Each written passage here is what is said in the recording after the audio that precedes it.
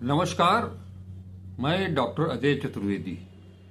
मित्रों, संविधान और डॉक्टर अंबेडकर, इन दोनों को लेकर के कांग्रेस और पूरा विपक्ष एकजुट है।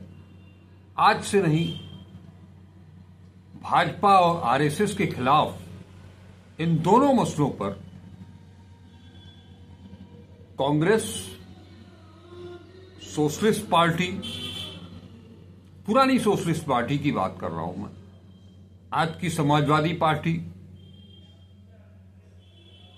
और इस तरह के जो धर्मनिरपेक्ष लोकतांत्रिक सोच वाले जितने भी लोग हैं, जितने भी राजनेता हैं, उन सब का आरएसएस और बीजेपी से इस बात को लेकर के इन दो मुद्दों पर, डॉक्टर अंबेडकर और संविधान और तीसरा लोकतंत्र, इन तीनों मसलों पर ये सारे विपक्षी दल एकजुट हैं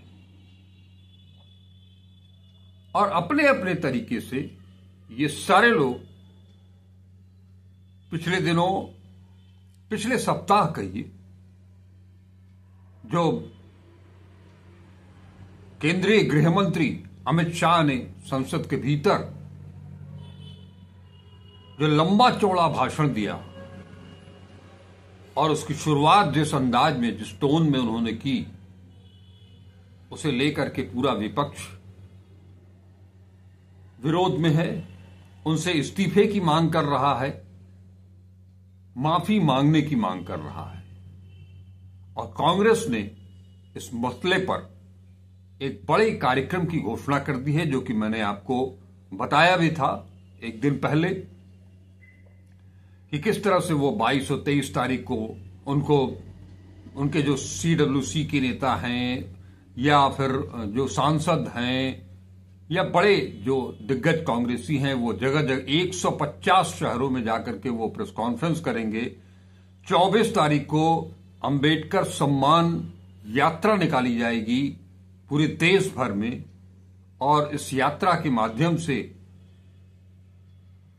धरना प्रदर्शन किया जाएगा जिला मुख्यालयों पर और कलेक्टर के माध्यम से राष्ट्रपति को संबोधित ज्ञापन भेजा जाएगा। ये कार्यक्रम इनका है। उसके अलावा 26 और 27 तारीख को कर्नाटक में जो कार्यक्रम इनका होने जा रहा है, जो कि बड़ा कार्यक्रम होगा, उस कार्यक्रम में सीडब्ल्यूसी की एक बैठक भी होगी और उसके बाद वहां एक बड़ी रैली को राहुल गांधी संबोधित भी करेंगे।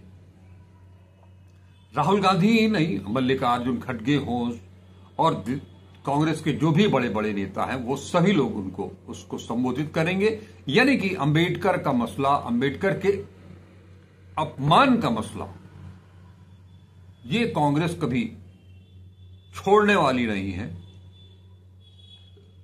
ये दीगर बात है कि उस मामले से ध्यान भटकाने के लिए जिस तरह से जो कुछ भी हुआ संसद के द्वार पर, मकर द्वार पर जो धक्का मुक्की का प्रकरण हुआ, जिसमें कि बीजेपी ने पूरी तरह से और मोदी सरकार ने पूरी तरह से ब्लेम कर दिया है राहुल गांधी के ऊपर, जबकि उसका अब तक सीसीटीवी फुटेज भी नहीं आया है।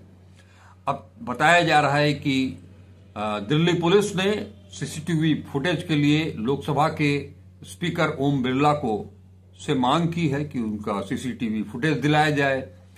दिल्ली पुलिस बाकायदे उस दिन कैसे घटना हुई उसका सीन रिक्रिएट करेगी वहां जाकर के। और जो दो सांसद हैं जो कि बीजेपी के अब स्वस्थ होकर के बाहर आ गए हैं, जिसमें से एक सांसद जो हैं, एक का बयान सामने है पुलिस हम सब के, दूसरे जो सारंगी साहब हैं, जिनकी चोट करिश्माई ढंग से बढ़ते बढ़ते किस तरह से बढ़ी, इस पर तो बहुत सारी ममीज चलने लगी हैं सोशल मीडिया पर, तो उनके बयान भी लिया जाएगा, दिल्ली पुलिस लेगी। और राहुल गांधी से इस मामले में पूछताछ भी करेगी। लेकिन आज की तारीख तक ये भी बता दूं कि बीजेपी के तहरीर पर तो एफआईआर दर्ज की गई, मगर कांग्रेस की तहरीर पर आज तक की तारीख में रिपोर्ट दर्ज नहीं हो सकी है। वहीं ये सारा मामला चल रहा है, इस बीच महाराष्ट्र में के परभणी में जो कुछ हुआ वो भी इससे जुड़ा हुआ ही मामला है। वहां जिस तरह से अमित शाह के बयान को लेकर के महाराष्ट्र में लोग सड़कों पर आए, आंदोलन शुरू किया, बाबा साहब भीमराव अंबेडकर के अपमान को लेकर के उन्हें अपमानित जिस ढंग से किया गया संसद के भीतर उस मुद्दे पर, और उसके चलते जो बाकायदे हिंसा हुई, उस दौरान विजय दशरथ वाकोडे जी का निधन हो गया। इसी दौरान भाजपा सरकार की पुलिस, ये आरोप है कांग्रेस का कि भाजपा सरकार की पुलिस के क्रूर दमन के चलते अंबेडकरवादी साथी सोमनाथ सूर्यवंशी जी की मृत्यु हो गई। कई लोग पुलिस की हिंसा का शिकार हुए। इन सब के दिलों में बाबा साहेब का संदेश था, मन में संविधान की रक्षा का जज्बा था। भाजपा न केवल बाबा साहेब और संविधान का अपमान कर रही है, बल्कि चुन चुन कर संविधान रक्षकों पर अत्याचार कर रही है। लेकिन परभणी के पीड़ित अकेले नहीं हैं। बाबा साहब के संविधान की ताकत और करोड़ों संविधान रक्षक उनके साथ खड़े हैं। हम न्याय लेकर के रहेंगे, ये कहना है कांग्रेस महासचिव और वायनाड से सांसद प्रियंका गांधी वाड्रा का। लेकिन आज राहुल गांधी महाराष्ट्र पहुंच गए। उन्होंने सोमनाथ सूर्यवंशी के घर पहुंच करके अपने श्रद्धा सुमन अर्पित किए और वहां उन्होंने मीडिया से स्पष्ट किया, मीडिया के सवालों का जो जवाब दिया, और उन्होंने बताया कि सूर्यवंशी का स्टेट स्पॉन्सर्ड मर्डर, माने राज्य सरकार ने उस हत्या को अंजाम दिया है। वह दलित था और संविधान की रक्षा कर रहा था। मनुस्मृति को मानने वालों ने उनकी जान ली है। राहुल गांधी ने मीडिया से यह भी बताया कि महाराष्ट्र के मुख्यमंत्री देवेंद्र फडणवीस ने जो बयान दिया है,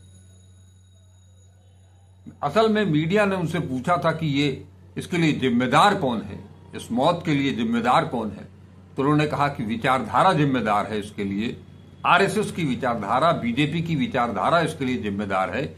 और देवेंद्र फडणवीस ने जो बयान दिया है उसके आधार पर ये पूरी तरह से साबित होता है कि ये सरकार द्वारा प्रायोजित हत्या है। ये राहुल गांधी के बयान है।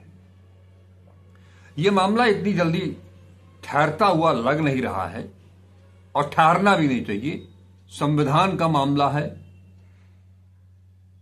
संविधान के रचयिता डॉक्टर भीमराव अंबेडकर के अपमान का मामला है। इसे कैसे ये देश भूल सकता है या उसे पीछे छोड़ सकता है? ये मामला इतना आसान है नहीं। इस मुद्दे पर केवल कांग्रेस ही नहीं बल्कि भाजपा की बी टीम के नाम से पिछले कई वर्षों से मशहूर हो चली बहुजन समाज पार्टी की प्रमुख मायावती ने भी इसे गंभीर रूप से लिया है। हालांकि वो गृह मंत्री अमित शाह से पश्चाताप करने की बात कर रही है, प्रायश्चित करने की बात कर रही है। कैसा प्रायश्चित, कैसा पश्चाताप? खैर, वो खुल करके बोल नहीं सकती हैं, लेकिन उन्होंने भी 24 तारीख को देशव्यापी आंदोलन, धरना प्रदर्शन का ऐलान किया है, तो वो ऐलान भी होगा।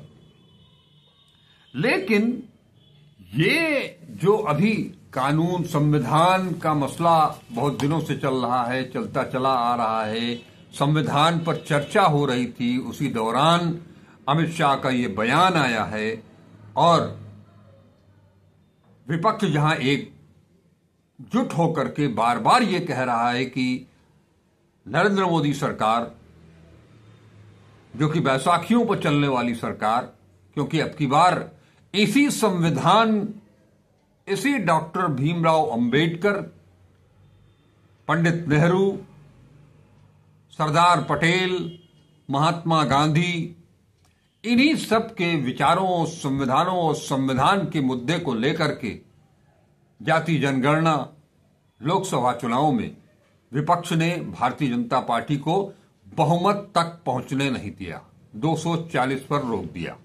ये एक बड़ी जीत थी। लेकिन उसके बाद जिस तरह से हरियाणा और महाराष्ट्र में चुनाव हुए और उसमें अपेक्षाओं के विपरीत जो परिणाम आया, और इन दोनों जगहों के का जिक्र मैं इसलिए कर रहा हूं क्योंकि चुनाव तो जम्मू कश्मीर में भी हुए, झारखंड में भी हुए, लेकिन हरियाणा और महाराष्ट्र का जो चुनाव परिणाम आया उसको आम जनता भी पचा नहीं पाई।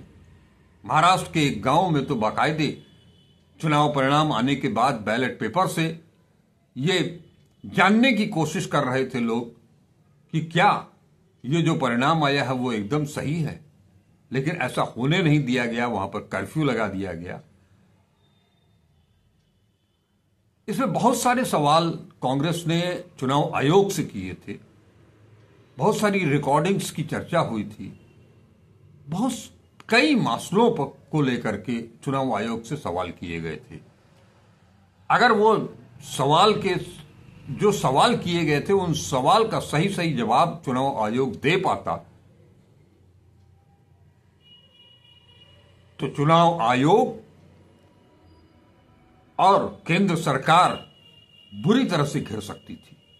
लेकिन ऐसा हुआ नहीं, उसको बाकायदे लिंगर ऑन किया गया। हरियाणा मामले में तो सब कुछ मुख्य निर्वाचन आयुक्त ने सब कुछ खारिज ही कर दिया था। लेकिन इसी बीच एक जो चुपके से ये सारा बवाल एक तरफ चल रहा था, संविधान का मसला डॉक्टर भीमराव अंबेडकर का अपमान, संसद में धक्का मुक्की, राहुल गांधी पर आरोप, इन सब के बीच ही केंद्र सरकार ने चुनाव नियमों में बदलाव कर दिया। उसके तहत सरकार ने चुनाव नियमों में बदलाव करते हुए सीसीटीवी कैमरा और वेबकास्टिंग फुटेज तथा उम्मीदवारों की वीडियो रिकॉर्डिंग जैसे कुछ इलेक्ट्रॉनिक्स दस्तावेजों को सार्वजनिक निरीक्षण करने से रोक दिया ताकि उनका दुरुपयोग रोका जा सके। ये तर्क दिया गया। चुनाव आयोग की सिफारिश के आधार पर केंद्रीय कानून मंत्रालय ने इन दस्तावेजों को प्रतिबंधित करने के लिए चुनाव संचालन नियम 1961 के नियम 93(2)(a) में संशोधन कर दिया है। माने आप अब सारी चीजों की जानकारी भी नहीं ले सकते चुनाव आयोग से। चुनाव आयोग को एक तरह से कठपुतली बना करके रख दिया है केंद्र सरकार ने। यह जो मामला आया सामने तो उस पर कांग्रेस ने जबरदस्त इसका विरोध किया है और कांग्रेस के अध्यक्ष मल्लिकार्जुन खड़गे साहब ने कहा है कि चुनाव नियमों में बदलाव लोकतंत्र पर हमला है। यह चुनाव आयोग की अखंडता को नष्ट करने की केंद्र की साजिश है। खड़गे साहब कहते हैं, कांग्रेस अध्यक्ष मल्लिकार्जुन खड़गे साहब कहते हैं कि चुनाव नियम में बदलाव को लेकर गहरा आरोप लगाया। यह निर्वाचन आयोग की अखंडता को नष्ट करने की मोदी सरकार की साजिश का हिस्सा है। उन्होंने कहा कि मोदी सरकार द्वारा निर्वाचन आयोग की निष्ठा को जानबूझकर खत्म किया जाना संविधान और लोकतंत्र पर सीधा हमला है। और कहा कि एक्स पर उन्होंने इस संबंध में पोस्ट भी किया है और उन्होंने कहा है कि एक्स पर जो लिखा है वो आपको मैं बताता हूं कि इससे पहले उन्होंने मुख्य न्यायाधीश को उस चयन समिति से हटा दिया जो निर्वाचन आयुक्तों की नियुक्ति करती है और अब वे उच्च न्यायालय के आदेश के बाद भी चुनावी जानकारी को रोकने में लगे हैं। मल्लिकार्जुन खड़गे ने कहा कि कांग्रेस पार्टी ने मतदाता सूची से नाम हटाए जाने और ईवीएम में पारदर्शिता की कमी जैसे अनियमितताओं के बारे में जब भी पत्र लिखा तो आयोग ने खारिज करने के लहजे में जवाब दिया है और कुछ गंभीर शिकायतों को स्वीकार भी नहीं किया है। इससे यह फिर साबित होता है कि निर्वाचन आयोग स्वतंत्र रूप से व्यवहार नहीं कर रहा है। कांग्रेस महासचिव संचार प्रभारी जयराम रमेश ने कहा था कि पार्टी इस संशोधन को कानूनी रूप से चुनौती देगी। वहीं इस मुद्दे को लेकर के कांग्रेस महासचिव संगठन केसी वेणुगोपाल ने कहा कि निर्वाचन आयोग ने अब तक अपने कामकाज में पारदर्शी और सरकार समर्थक रवैया ही अपनाया है। यानी कि जो विपक्ष बार बार ये आरोप लगा रहा है केंद्र सरकार के ऊपर, मोदी सरकार के ऊपर कि वो निर्वाचन आयोग को पूरी तरह से उन्होंने पंगु बना दिया है और ये प्रक्रिया अभी थमी नहीं है बल्कि निरंतर इसमें वृद्धि ही होती चली जा रही है। लगता तो ऐसा है कि आने वाले दिनों में चुनाव आयोग का कोई मतलब ही नहीं रह जाएगा। वो रबर स्टैम्प की तरह आज भी काम कर रहा है। जो कुछ भी होता है, चुनाव हो उस समय सत्ता पक्ष को पूरी आजादी होती है कि वो जो चाहे सो बोले, जो चाहे सो दिखाएं, जो चाहे सो करें। और ये मामला लगातार उल्टा होता जा रहा है। ये सीधा सीधा कहीं न कहीं से संविधान पर हमला है, लोकतंत्र पर हमला है और इस तरह की कार्रवाई करके सरकार, पूरी की पूरी सरकार, यहां पर केवल अमित शाह नहीं है बल्कि पूरी की पूरी सरकार, केवल नरेंद्र मोदी सरकार और उसको बैसाखियों के जरिए सहारा देने वाली, चाहे वो नीतीश कुमार की पार्टी हो या चंद्रबाबू नायडू की पार्टी हो, ये दोनों भी समान रूप से जिम्मेदार हैं इस देश से लोकतंत्र को मटियामेट करने के लिए, संविधान को कुचलने के लिए और संविधान के रचयिता डॉक्टर भीमराव अंबेडकर को अपमानित करने के लिए। ये सारे लोग जिम्मेदार हैं। आपको यहां एक बार फिर से याद दिला देता हूं कि कांग्रेस ने जो तय किया है, जो 26 और 27 तारीख को कर्नाटक में जो महारैली होने वाली है, उस रैली में ईवीएम का भी मुद्दा है। शायद वहीं से पूरे देश भर में ईवीएम के खिलाफ एक अभियान शुरू होगा, जिसका श्री गणेश कर्नाटक से होने जा रहा है। उस ऐतिहासिक लम्हे से इसको जोड़ा जाएगा जब इस देश को बनाने के लिए, इस देश को एक आधुनिक राष्ट्र, आधुनिक सोच वाला राष्ट्र, एक संविधान सम्मत